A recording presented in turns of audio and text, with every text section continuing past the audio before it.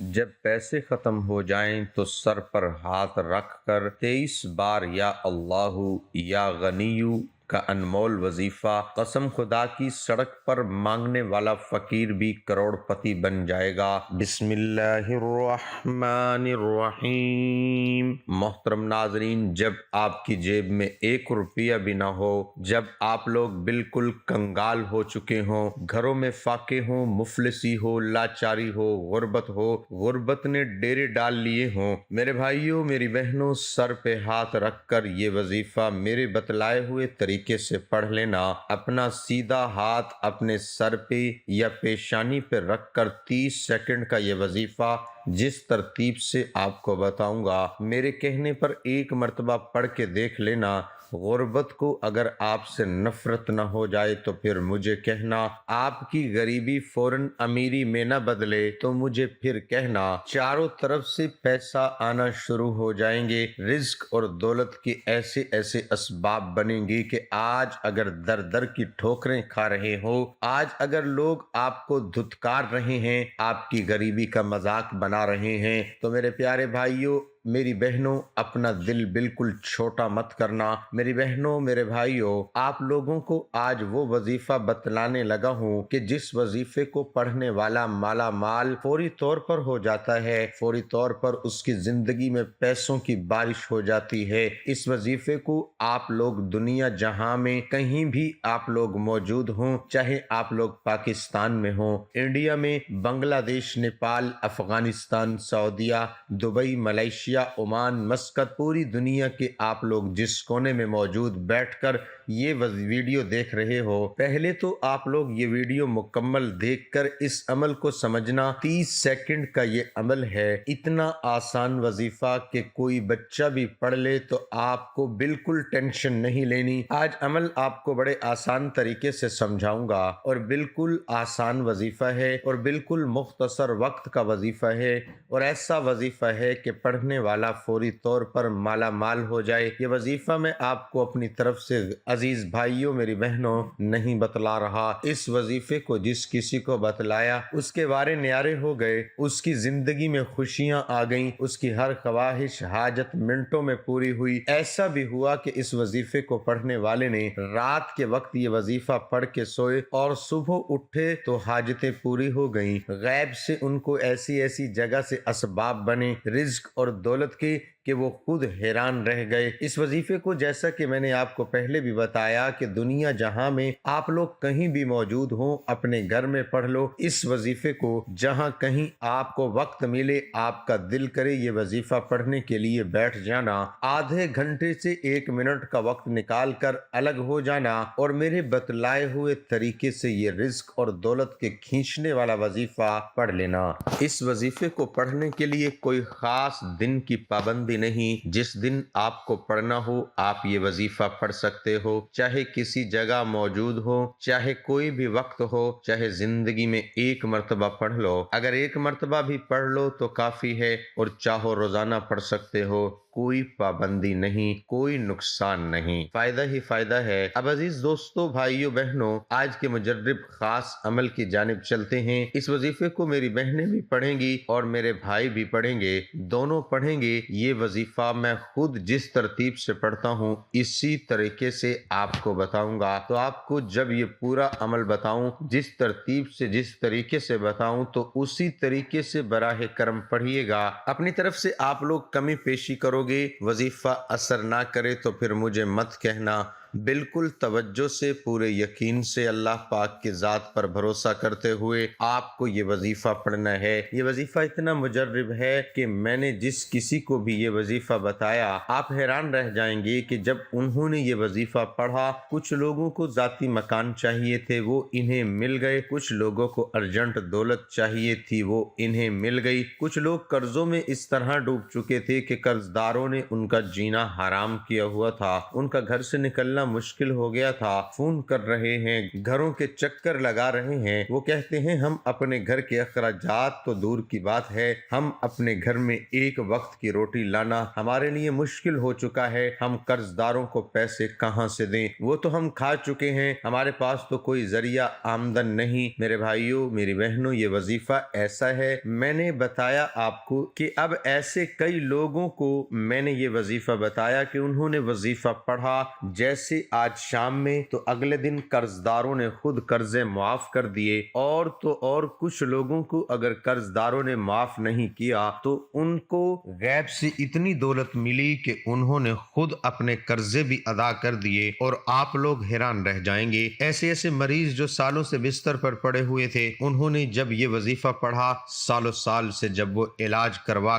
کر تھک گئے، جب انہوں نے مجھے بتایا تو انہوں نے اپنی طبیعت میں بہت بہتری دیکھی۔ تو یہ وظیفہ بیمار لوگ پڑھ لیں، غریب لوگ پڑھ لیں، جو لوگ قرضوں میں ڈوبے ہوئے ہیں وہ پڑھ لیں۔ اس وظیفے کو پڑھنے کے بعد جو آپ کے مسائل، ان کے لیے دعا مانگ لیں، جو آپ کی حاجتیں ہوں ان کے لیے دعا مانگ لیں، انشاءاللہ منٹوں میں سیکنڈوں میں مسئلے لوگوں کے حل ہو جاتے ہیں۔ تو اب میرے بھائیوں، میری بہنوں، وظیفے کی جانب چلتے ہیں۔ آپ کو یہ وظیفہ سکون سے بیٹھ جائیں، کہیں بھی صاف ستھری جگہ گھر میں ہو وہاں پر بیٹھ جائیں، اور سب سے پہلے آپ لوگ کیا کریں گے، پورا عمل سمجھیے گا۔ ایک سیکنڈ کی بھی آپ لوگ اگر ویڈیو سکپ کریں گے تو پھر وظیفہ اثر نہ کرے۔ عزیز ساتھیوں، بھائیوں، بہنوں، تو مجھے ہرگز شکایت مت کرنا۔ ایک سیکنڈ کی بھی آپ لوگ ویڈیو سکپ کریں گے تو مجھے مت کہنا،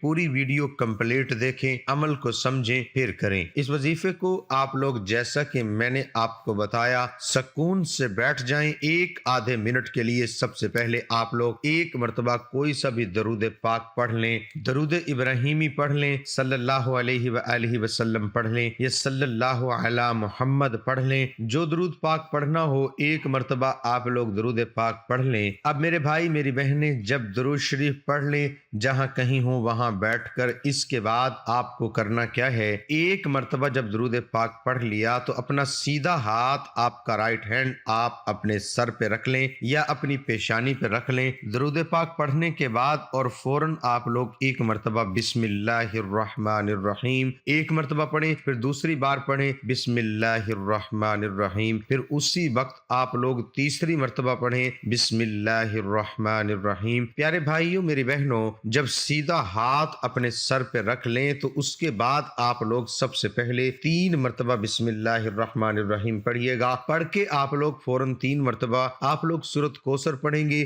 جب 3 مرتبہ بسم اللہ الرحمن الرحیم پڑھیں تو ایک مرتبہ میں نے سورۃ کوثر پڑھی، انا اعطیناک الکوثر فصل لربک وانحر ان شانئک هو الابتر۔ آپ لوگ 3 مرتبہ سورۃ کوثر پڑھ لیجئے گا۔ سیدھا ہاتھ جب تک میں نہ کہوں، آپ کو اپنے سر پہ ہاتھ رکھا ہے یا پیشانی پہ رکھا ہے، آپ کو ہٹانا نہیں ہے۔ درود پاک ایک مرتبہ پڑھ لیا تو پھر اپنا سیدھا ہاتھ اپنے سر پر، اپنی پیشانی پہ رکھ کر 3 مرتبہ بسم اللہ الرحمن الرحیم پڑھیں اور 3 مرتبہ سورۃ کوثر پڑھیں، اور اس کے فوراً بعد آپ لوگ قل هو اللہ احد اللہ الصمد لم یلد ولم یولد ولم یکن له کفوا احد۔ پیارے بھائیوں، پیاری بہنوں، 3 مرتبہ آپ لوگ سورۃ اخلاص بھی پڑھ لیجئے گا۔ جب 3 مرتبہ سورۃ اخلاص عزیز ساتھیوں، بہنوں، بزرگوں، آپ لوگ پڑھ لیں تو اب آپ کو کرنا کیا ہے یہ اچھی طرح سمجھ لیں۔ اب آخر میں آپ کو جو وظیفہ پڑھنا ہے، یہ وظیفہ آپ لوگوں کو اپنی اسکرین پر شروع سے دکھ رہا ہے، یا اللہ یا غنیو کا انمول وظیفہ۔ جب آپ لوگ 3 مرتبہ سورۃ اخلاص بھی پڑھ لیں تو آپ کو یا اللہ یا غنیو کا وظیفہ پڑھنا شروع کر دینا ہے۔ اب آپ کا سیدھا ہاتھ تو آپ کے سر پہ یا پیشانی پر ہے، تو سیدھے ہاتھ پر آپ کاؤنٹ نہیں کر سکتے۔ آپ لوگ اپنے الٹے ہاتھ میں ایک تسبیح پکڑ لیں یا پھر الٹے ہاتھ کی انگلیوں پہ گنتی کرنا شروع کر دیں، ایک بھی کم یا زیادہ نہ ہو، کوانٹٹی میں بتاؤں گا، اسی طریقے سے آپ کو پڑھنا شروع کر دینا ہے۔ یا ارحم الراحمین، یا ارحم الراحمین، یا ارحم الراحمین کا وظیفہ آپ کو 33 مرتبہ آپ کو یہ وظیفہ یا ارحم الراحمین کا سب سے آخر میں پڑھنا ہے، اور کرنا کیا ہے یہ سمجھ کر جائیے گا۔ جلدی میں ویڈیو چھوڑ کر عمل سمجھے بغیر مت چلے جائیے گا، ایسا نہ ہو کہ اہم بات آپ لوگ مس کر جاؤ۔ جب یا ارحم الراحمین کا وظیفہ 33 مرتبہ آپ لوگ پڑھ لیں تو اس کے بعد پہلے تو آپ لوگ درود پاک پڑھیے گا، آخر میں جو آپ نے شروع میں وظیفہ کرتے وقت پڑھا تھا، اور اس کے بعد آپ کو میرے بھائیوں میری بہنوں کرنا کیا ہے، اپنے دونوں ہاتھوں پر دم کرنا ہے۔ پہلے تو جس طرح دعا کے لیے ہاتھ اٹھاتے ہیں ایسے اٹھائیے گا اور دونوں ہاتھوں پر پھونک ماریے گا 1 مرتبہ یا 3 مرتبہ، یعنی کہ دم کیجیے گا، اور پھر اپنے دونوں ہاتھوں کو اپنے چہرے پر، اپنے سینے پر، اپنی پیشانی پر پھیر لیجیے گا۔ جب آخر میں درود پاک پڑھیں تو اس کے بعد اپنا ہاتھ سر سے ہٹا کر جس طرح دعا میں اٹھاتے ہیں اس طرح اٹھائیے گا میرے بھائیوں میری بہنوں، اور دونوں ہاتھوں پر دم کیجیے گا 1 مرتبہ یا 3 مرتبہ، اپنے دونوں ہاتھ اپنے چہرے پر، سر پر، پیشانی پر اور سینے پر پھیرنے کے بعد ہاتھ اٹھا کر اللہ پاک سے دعا مانگ لیجیے گا۔ جو حاجتیں ہوں، جو پریشانیاں ہوں، جو بیماریاں ہوں، ان کے لیے اللہ پاک سے خوب دعا مانگیے گا۔ محترم ناظرین، ایک ہلکی داڑھی والا شخص حضرت عمر بن خطاب رضی اللہ تعالی عنہ اور حضرت علی رضی اللہ عنہ کے پاس بیٹھا تھا۔ اس کی آنکھیں اندر کو دھسی ہوئی تھی اور زبان ذکر و تسبیح میں مشغول تھی۔ حضرت عمر رضی اللہ تعالی عنہ نے اس سے پوچھا کہ آپ نے صبح کس حال میں کی؟ اس آدمی نے عجیب انداز سے جواب دیا کہ میں نے اس حال میں صبح کی کہ فتنے کو پسند کرتا ہوں اور حق بات سے کراہت کرتا ہوں اور بغیر وضو کے نماز پڑھتا ہوں، اور میرے لیے زمین پر وہ چیز ہے جو آسمان پر اللہ کے لیے نہیں ہے۔ یہ سن کر حضرت عمر رضی اللہ تعالی عنہ حضرت عمر طیش میں آ گئے اور اللہ کے دین کی خاطر انتقام لینے پر آمادہ ہو گئے اور اس آدمی کو پکڑ کر سخت سزا دینے لگے۔ تو حضرت علی رضی اللہ تعالی عنہ نے ہنستے ہوئے کہا، اے امیر المؤمنین، جو یہ شخص کہتا ہے کہ وہ فتنے کو پسند کرتا ہے، اس سے اس کی مراد مال و اولاد ہے، جیسا کہ اللہ تعالیٰ کے اس فرمان میں مال و اولاد کو فتنہ کہا گیا ہے، انما اموالکم و اولادکم فتنہ، اور حق کو ناپسند کرتا ہے، اس سے مراد موت کی ناپسندیدگی ہے، جیسا کہ اللہ تعالیٰ نے فرمایا، اور بغیر وضو کے نماز پڑھتا ہے، اس سے مراد نبی کریم صلی اللہ علیہ وسلم پر صلاۃ درود بھیجنا ہے۔ ظاہر ہے کہ صلاۃ کے لیے وضو ضروری نہیں ہے، اور اس نے جو یہ کہا ہے کہ اس کے لیے زمین پر وہ چیز جو آسمان پر اللہ کے لیے نہیں ہے، اس سے اس کی مراد بیوی بچے ہیں۔ ظاہر ہے کہ اللہ کی نہ بیوی ہے اور نہ اولاد، وہ ذات تو یکتا ہے، بے نیاز ہے، نہ اس کی اولاد اور نہ وہ کسی کی اولاد ہے، اور اس کا کوئی ہمسر نہیں۔ حضرت عمر بن خطاب رضی اللہ تعالیٰ عنہ کا چہرہ خوشی سے دھمک اٹھا اور ہونٹوں پر مسکراہٹ پھیل گئی اور خوشی سے جھومتے ہوئے فرمایا، وہ جگہ بری ہے جہاں ابو الحسن رضی اللہ تعالیٰ عنہ نہ ہو، یعنی علی ابن ابی طالب رضی اللہ تعالیٰ عنہ۔ اللہ ہم سب کو اپنے حفظ و امان میں رکھے، آمین ثم آمین۔ ناظرین، کمنٹ باکس میں اللہ تعالیٰ کے 99 ناموں میں سے ایک نام ضرور ٹائپ کریں۔